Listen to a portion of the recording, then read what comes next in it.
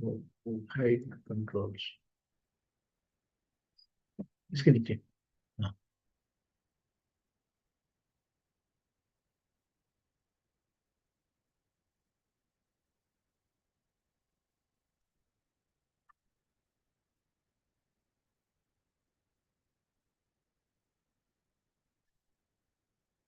ये कर लें, ये कर लें। Tab.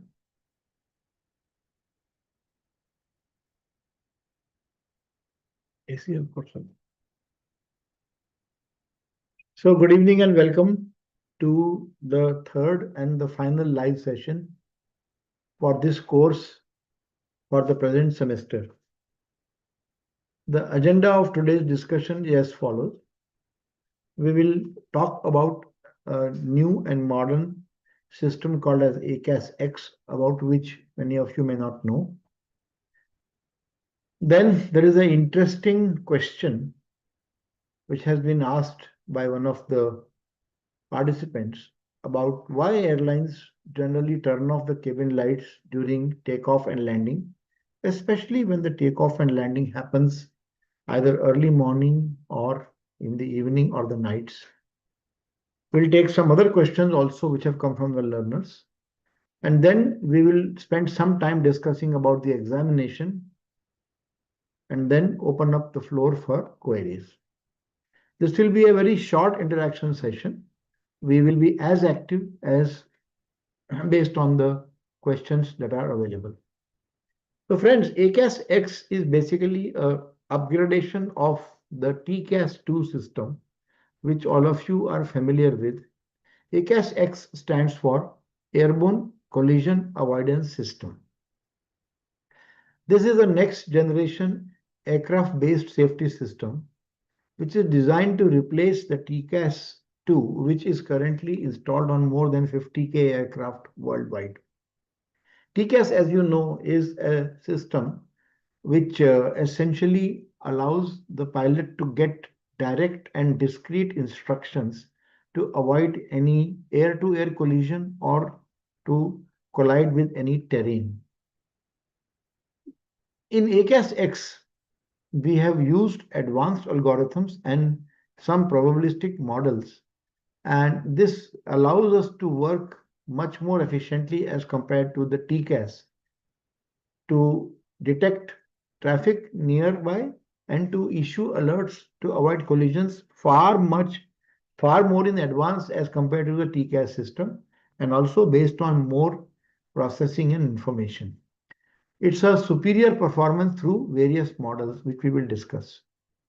But first, what is wrong with TCAS-2? Why is it no longer enough? TCAS-2 is one of the systems which has really prevented a large number of instances and accidents right from 1993 when it was first introduced. But the airspace of 1993 and the airspace of 2026 is far, far different. There is a fundamental change in the airspace. There are new actors now in our airspace. Now, the TCAS-2 is based on the same fixed threshold logic. It worked for 5,000 aircraft in the air at that time. But today the traffic is 10x. We have more than 50,000 flights. Then there are new agents like unmanned aerial systems which are going to enter the air taxis, the large drones, etc. are going to also come. And there are new vehicle categories such as airships for which TCAS-2 was never designed. So they are also going to now enter the airfield. Small unmanned aerial systems, so-called drones, large unmanned aerial systems, large number of helicopters, large number of air taxis, large number of small aircraft. All of them are going to now complicate the scenario much more. Also, TCAS-2 uses rules which are already deterministic in nature, and it issues warning when there is a time to collision of 35 seconds approximately. Okay, it issues a traffic advisory if the time is 35 seconds or more, and it issues a resolution advisory when the time is 20 seconds or less. Okay. Now these are fixed values, 35 seconds, 20 seconds, they are fixed values. Okay, they may be okay when the traffic is less, but if the traffic density is large, such as in modern scenarios, or if the performance of the aircraft is much better, or the airspace geometry is such that these values are not appropriate, then TCAS2 is not sufficient. Generally speaking, the unmanned aerial systems and the drones, these are rogues. They are not very cooperative. They are unmanned. So there is no human being on board to talk to or to communicate with. And generally, they will have sense and avoid systems. But if those systems don't work properly or if they fail, then they become rogue elements and other aircraft have to clear themselves from these rogues. TCAS-2 is not able to handle these agents at all, right? Secondly, it only issues commands like climb or descent. The resolution advisories in TCAS are only two. Either it says climb or it says descent. But we can have better advisories like monitor the traffic, be careful, or adjust your rate of climb or descent. Or instead of just climb or descent, can you level off if you are in the climbing position? And if there is a conflict, instead of just saying descent, can you say don't descend, just level off? These are the responses which are not possible in TCAS, but may be very useful for dense mixed traffic airspace, which the ACAS-X can give. One example of how TCAS has failed is the Überlingen crash in 2002, which was not solved by TCAS. This happened on 1st July at flight level 360, that is 36,000 feet, over the Lake Constance, the lake which is the border between three countries, Austria, Switzerland, and Germany. Okay, there were 71 fatalities of Germans in this particular instance when a DHL 611 cargo aircraft had a air-to-air collision with the BTC 2937 aircraft. Why did this incident happen? Because there was a mid-air collision since the pilot followed conflicting ATC instructions instead of the TCAS resolution advisory. Now we know that instructions by TCAS are considered to be superior to the instructions by the ATC, and the only instance when a pilot is allowed to override the ATC instructions and rely on instruments is when TCAS gives an advisory. But as per the training and the habit of the pilot, the crew of DHL, they continued to follow the ATC instruction of descending, whereas the TCAS had given them instruction to climb. And because of that, there was a conflict and there was a air-to-air collision. TCAS had no mechanism to resolve the authority conflict and also to inform how urgent its instructions are. Now, ACAS-X comes in many variants. It is not just one particular type. There is a general purpose ACAS, which is the successor of TCAS. It's called as XA.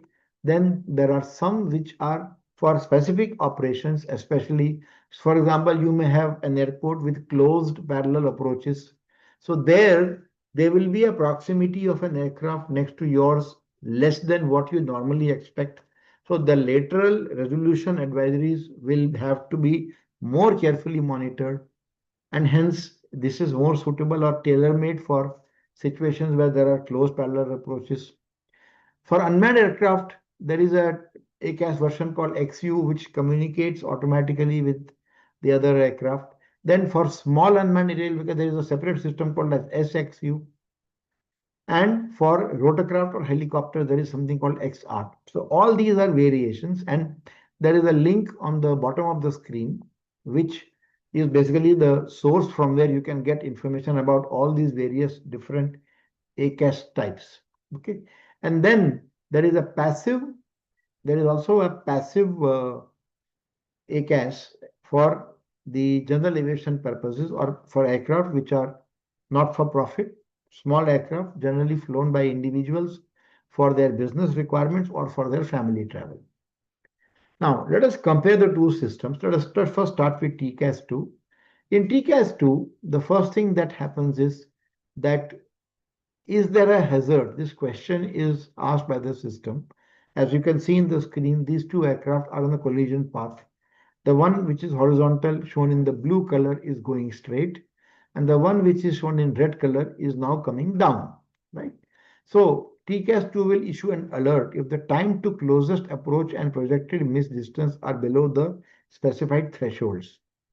Then, when it determines that there is a problem, such as proximity of two aircraft, it then does the assessment of which aircraft should do what. Which of them should go up and which of them should go down. TCAS has only two options. It will tell one aircraft to go up and one aircraft to go down. There is no other way in which TCAS will resolve the conflict. And if there is a proximity of two aircraft, it looks at the vertical rate predicted to achieve the required separation, but it is all based on some built-in rule book, which is not very flexible for a dynamic scenario. Let's go to ACAS now. In ACAS XA, the first variation, which is a direct replacement for TCAS2. First issue is you are looking at more than 10 million states based on the belief about where you are and where the other intruders are and what is the dynamics of those intruders. So it is processing many, many more information. It has a lookup table, and in the lookup table, there is a cost associated with each of the actions. So TCAS can give only vertical advisory like climb and descent. ACAS A can give you other types of advisories also. And you can see like it could be level off, it could be descent, it could be climb, it could be other. Whichever action leads to the lowest cost, that one will be suggested to avoid the conflict. Okay, so in ACAS X, we use a probabilistic approach. First, we have a dynamic model which tries to identify probabilistically where the various aircraft are in a space. It then weighs the risk versus the maneuver cost and looks at the cost function. This information is specified for the decision process, which has got a pre-computed lookup table based on the costs. Then based on the processing, it issues an advisory. It could be climb, it could be descent like TCAS, but it can also be graded. For example, don't worry, just monitor. The conflict that you see may disappear. Or it may say, if you are climbing, it may say level off, not necessarily descent. So the result of that is there are multiple graded level responses instead of just one response of climb or descent. The strength is that it is not independent of the traffic. TCAS2 works only on one versus one aircraft, but ACAS X works on the whole family of aircraft which are flying. It looks at the density of the traffic. It is compatible with unmanned aerial system, and it is aware of the context in which it is flying. So instead of hard-coded rules, ACAS X employs a probabilistic state estimation, and it uses real-time lookup tables. And based on the cost or the reward, the optimum solution is then chosen and communicated. There is a fundamental change in ACAS X for the philosophy to get rid of the false alerts. It provides more adequate advisories. It also allows you to tailor the response to various real world scenarios instead of just only climb or descent. Okay, now UTM integration is very important because as I mentioned, ACAS systems have been developed specially for UTMs also. So urban air mobility and urban space or U space. UTM provides strategic separation. So there is ACAS XU, which is tactical, that will give you information at one particular point locally. ACAS XU acts as a last resort safety net below the UTM, preventing accidents. And when you are operating near vertiports, then it will also have some special functions to look at the vertiport proximity. In the future, there will be sharing of the alerts between the UTM and airborne ACAS so that we have a best possible system on the ground. Now we move to the next question, which is why do airlines turn off the cabin lights during takeoff and landing? First, let us understand exactly what is done. What is the standard procedure? The procedure is that when you are boarding the flight, the cabin lights are switched to normal. And during the daytime, this will be supported by the sunlight coming through the windows. During the night time, you will have bright lights inside the cabin, allowing you to locate your seat and allowing you to be comfortable. Once you are comfortable and when final checks are over, the flight crew will notify the cabin crew to dim the lights as the aircraft becomes ready and approaches for the takeoff. Now, the question is, why is it done?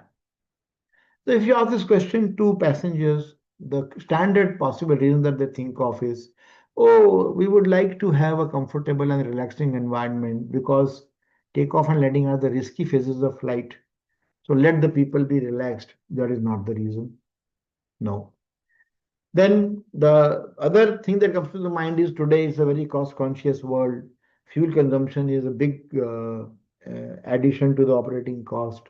So if you put the lights off, you will save on the electricity costs because there will be less power required. That is not the reason. Some people also feel that the engine is highly stressed during takeoff and landing. We want to conserve the power and make it available for the main mission. That is also not the case. Some people feel that the purpose of dimming the lights is to minimize the interference with the visibility in the cockpit because light from the main cabin can create shadows or some reflections in the cockpit. Generally, the cockpit door is closed, okay, during takeoff and landing. But this could be partially true, but this is not the real reason. The real reason is that we would like the passengers to adapt their eyes to darker conditions. Because before takeoff and landing, right, when you are entering the aircraft and you are in in a phase of takeoff or landing, when the outside atmosphere could be dark, if you are in the lighted environment and suddenly you have to get out of the aircraft, which is a dark place, your eyes will take some time. So therefore, this is to prepare you for any eventuality.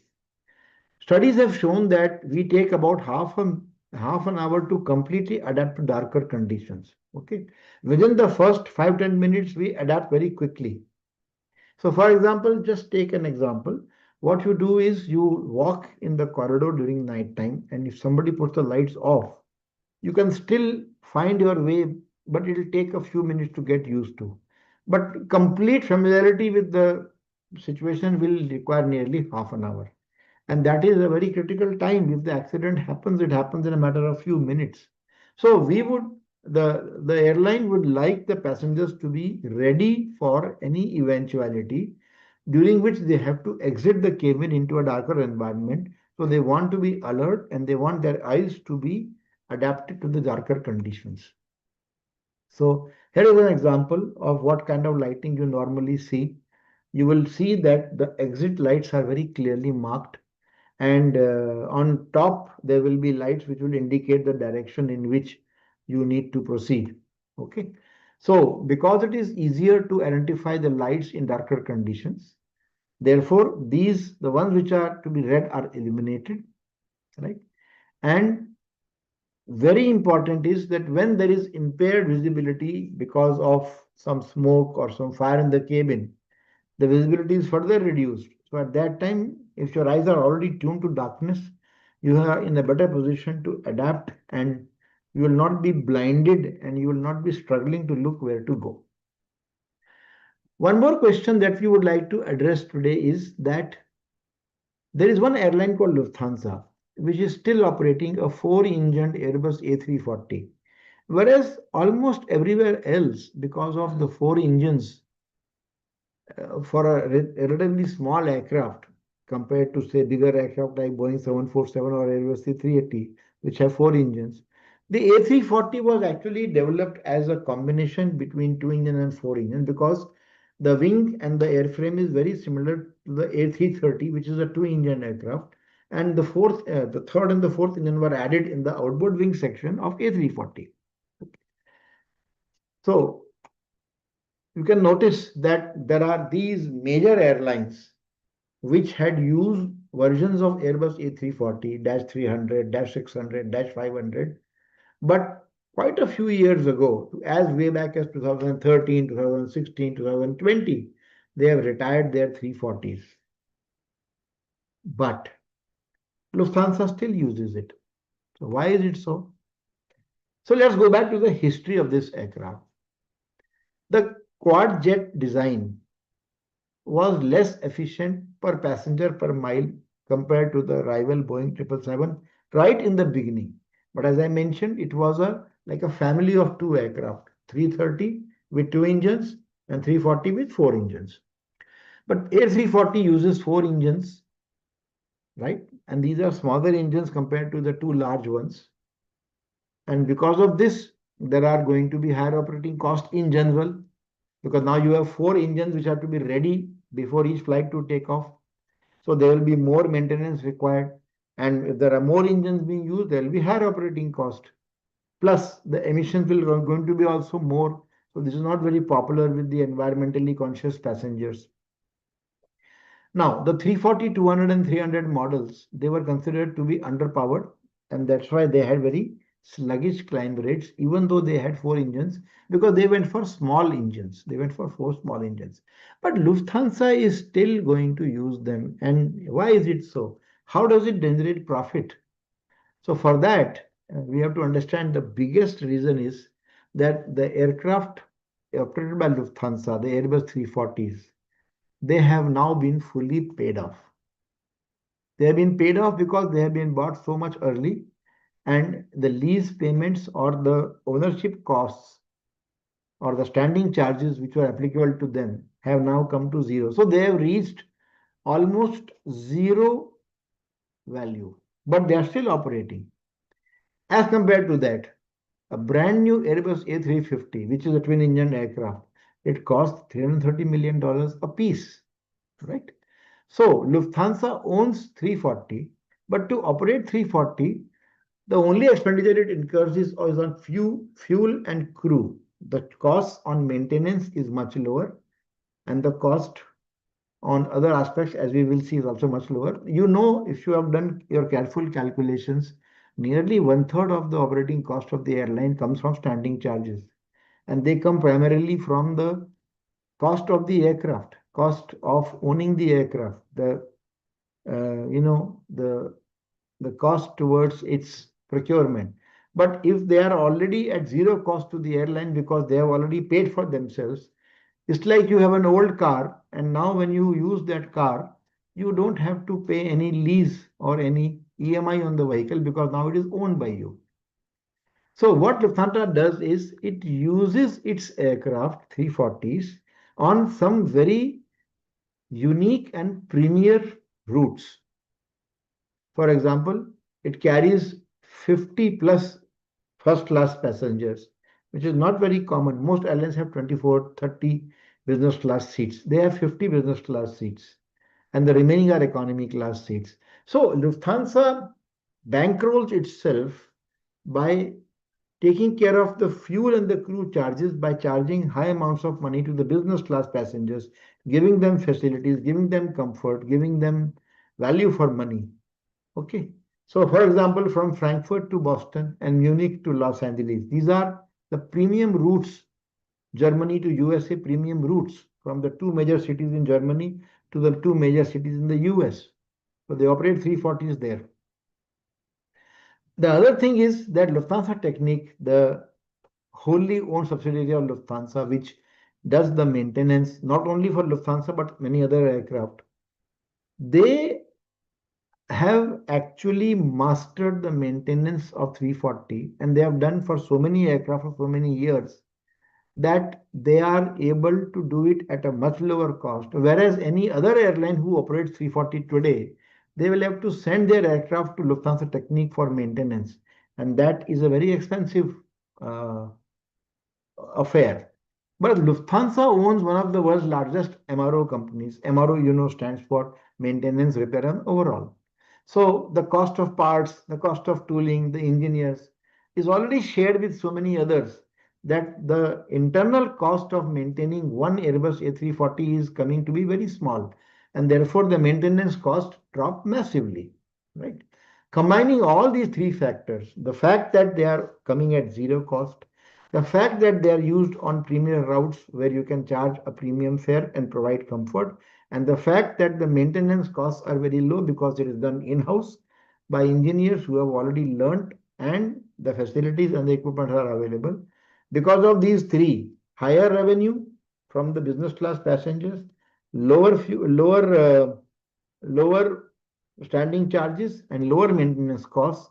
That is the reason why Lufthansa can still make money by flying the A340. But this cannot continue endlessly. So, as per our information, the final flight set is marked for October this year, after which Lufthansa also is going to switch over to modern aircraft. One of the reasons why Lufthansa is forced to continue with Airbus A340, a four-seater, for its routes is because the order of Boeing 787 is not happening. There are delays in the assembly of Boeing 787. So the two aircraft which are fighting neck to neck in the market, which are the replacements for A340, are the Boeing 787-8 or -9 shown here, or the A350-900. One from the Boeing stable, one from the Airbus stable. These are the ones which are the replacement, but both are getting delayed. And because of that, Lufthansa is managing to continue with Airbus 340s. Now, the sources for this particular information have come from the various documents which I'm going to share with you. So we request you to go through these sources at your leisure. Especially, I would recommend you to look at the Uberlingen accident report. So you will realize that a system like TCAS, how it was not able to just help out for avoiding this accident. And there are also a host of other references which I would request you to go through. Right now, we move on to the next aspect, which is some discussion regarding the examination, which is happening on 24th of April. Right.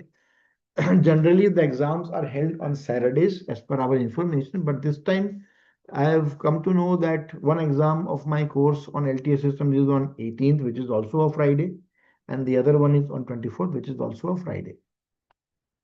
So, for your information, the question paper that you will face in the examination will consist of basically four types of questions. There will be a set which will contain open questions. Open will be either multiple select questions or multiple choice questions. In an MSQ, it is expected that the more than one answer may be correct, but please remember there are some MSQs in which only one answer is correct, but we still label them as MSQ because we want to check your confidence level. We want to check that you are sure you know the answer. MCQ is relatively easy because in MCQ we are telling you that only one choice out of the many choices is correct. So a little bit of guesswork, little bit of risk, little bit of let's try can happen in MCQs. Of course, we don't have negative marking in NPTEL examination, so you can take a risk with MCQs.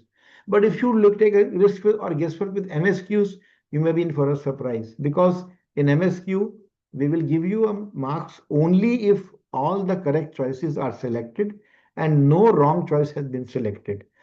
In MCQs also, you will get a mark only if the correct choice is selected by you and none of the wrong choices is selected by you.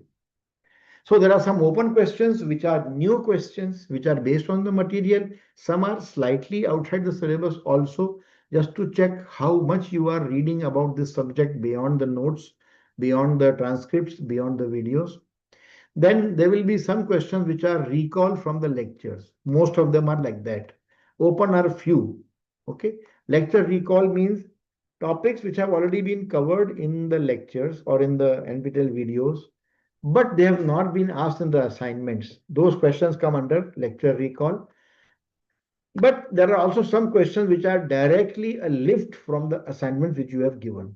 So in fact, the hint I want to give you is, if you want to prepare for the NPTEL examination, the first thing you should do is look at all the assignment questions, look at all the correct answers because you get solutions of the assignments, and at least revise them very carefully because A few of them will come as it is in the question paper. Maybe the orders will change. Maybe what was A, what was C will become B and D, but the choices will be the same and the question will be the same. And finally, there will be numerical questions in the fourth section, which are based on the entire syllabus.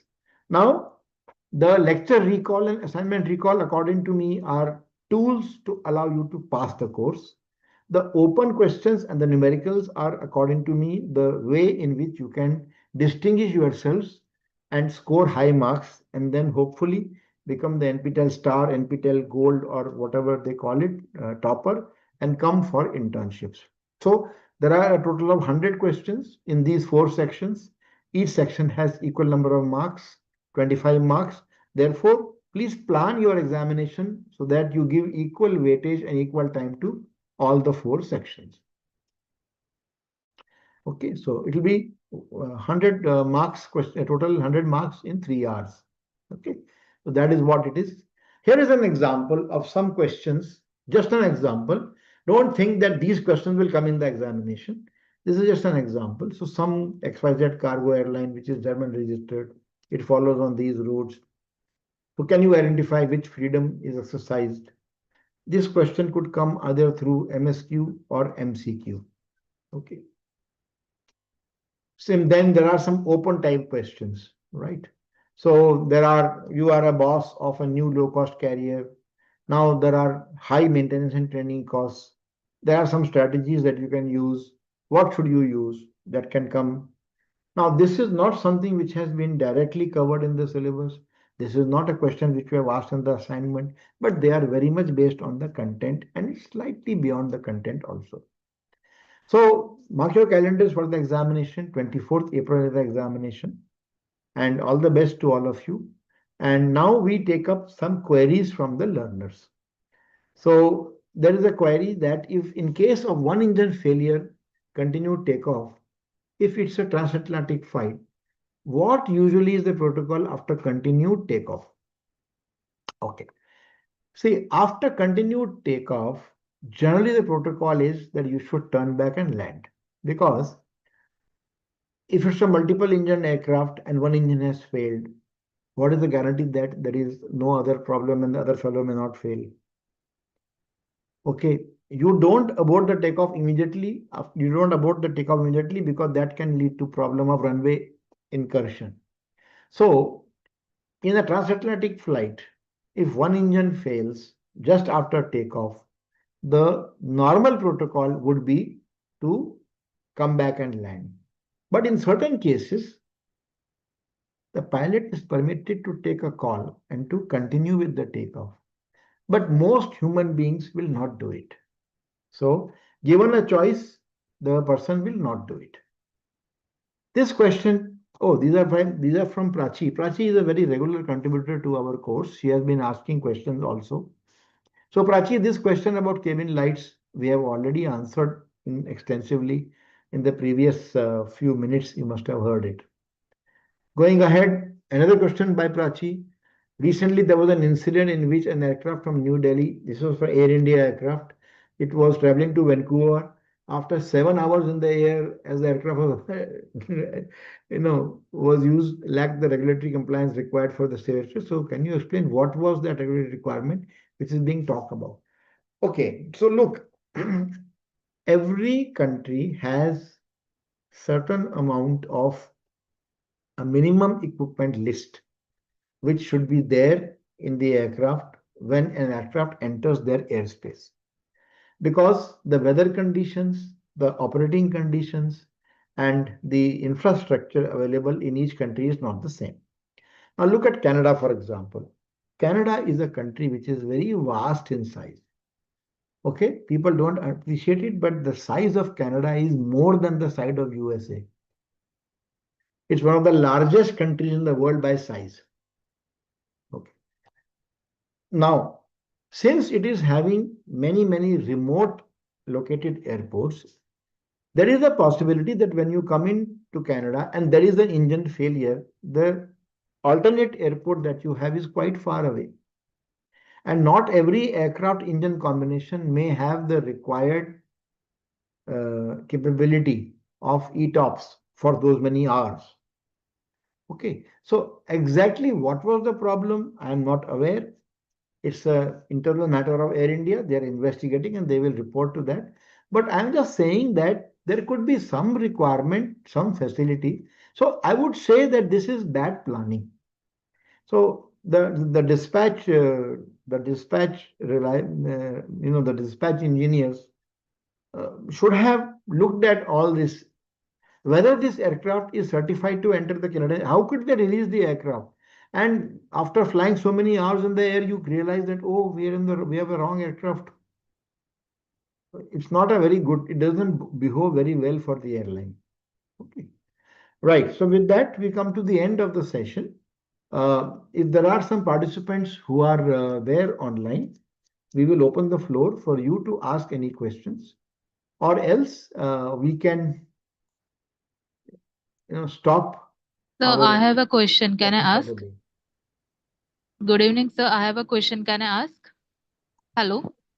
So Swati Jain is also there in the meet. So Swati, can you please unmute yourself and introduce yourself?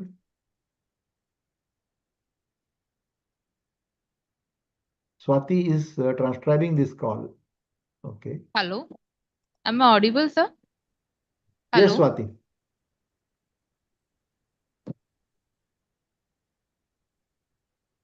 Hello, Unable to sir. hear you, Swati. Actually, I'm in another call also. Yeah, so I'm lead AI scientist Okay, at Prachi, can Capgemini. you unmute and start speaking because I want to check the audio here. Hello, sir. Can you hear me? Yeah, so I think we have an audio issue at our side because we are not able to even hear what Prachi is saying. So we'll try to sort the problem. We'll try to check the audio connection.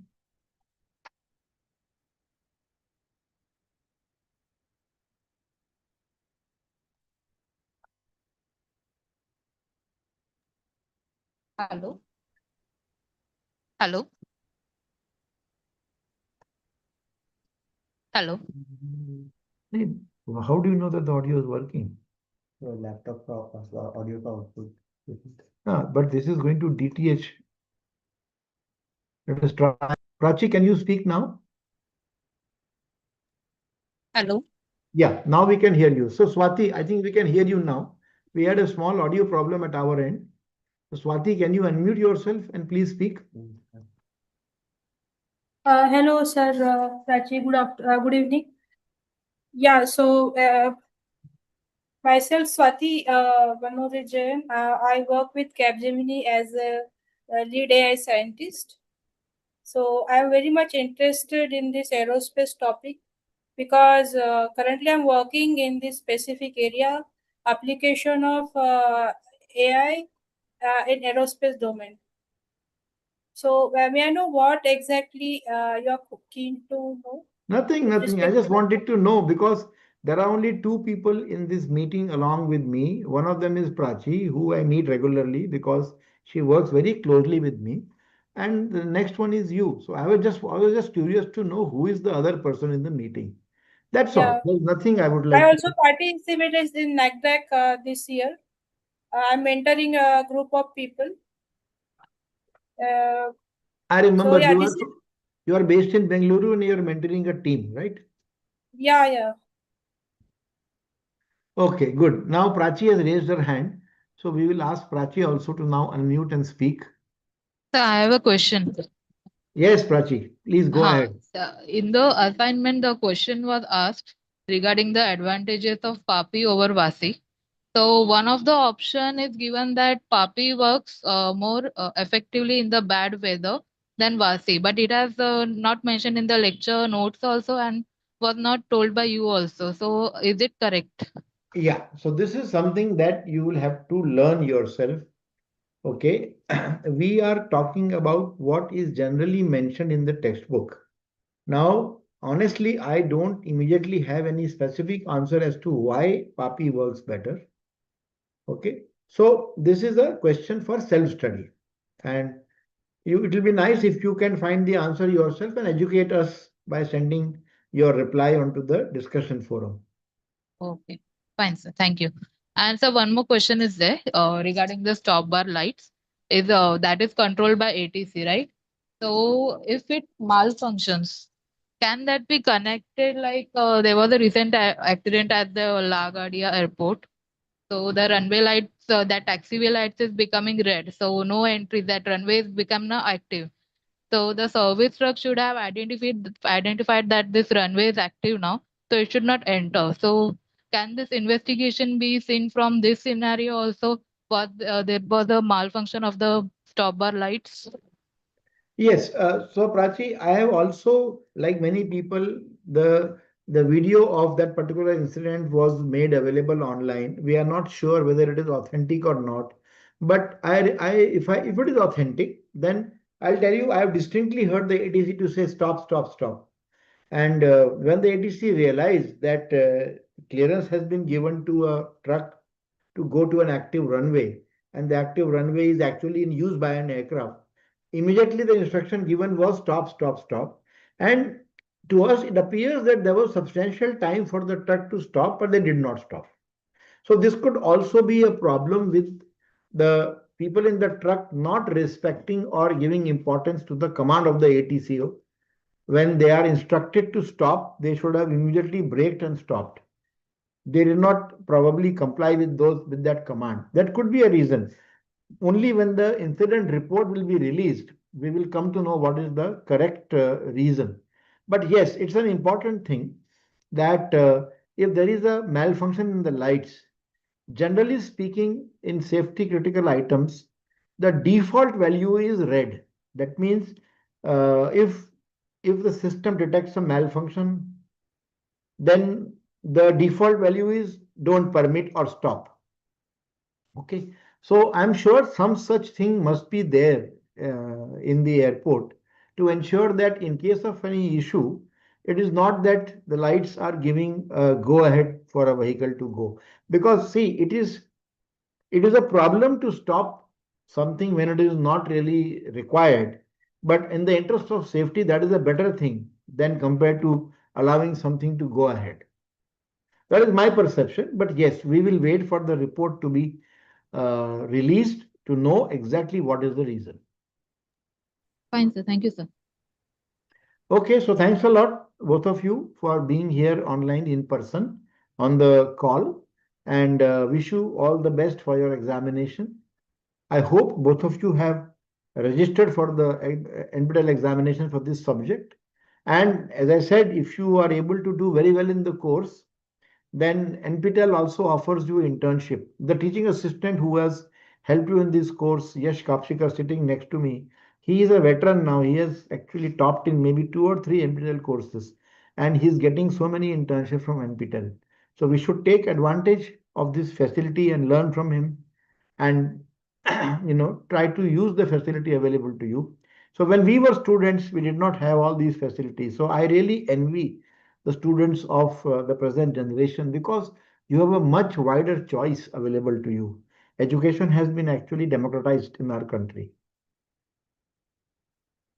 Okay, so with that, I think we will call it a day. Thank you so much, and we hope to see you sometime.